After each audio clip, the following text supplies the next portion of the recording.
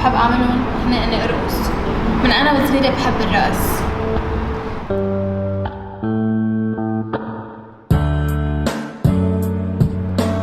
مع الوقت صرت اعمل كذا نوع دانس، واكتشفت انه احلى نوع دانس عندي هو الهيب هوب، لانه الهيب هوب ما بيرتكز على نوع معين، بس يفوت فيه اللي بدي، ان كان لاتين، ان كان باليه، ان كان كونتمبورري. انا بعتبر الرقص تحدي دائم.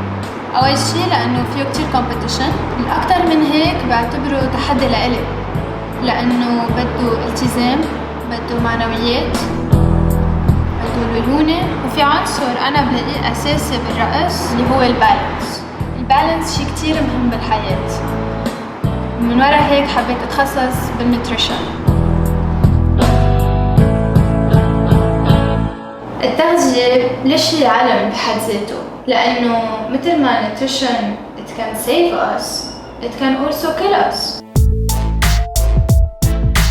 لما نتغذى مزبوط نحن أكثر productive بنهارنا وبشغلنا، وحتى دماغنا بيشتغل أحسن، بنكون مرتاحين، ببين على وجه الشخص دغري إن كان خسر وزن أو ما خسر وزن إذا عم بيتغذى مزبوط ولا لا.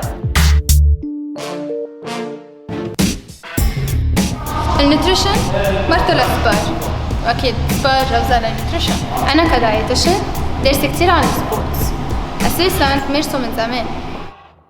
Not only do I need it for my nutrition, but I also need it for my dancing.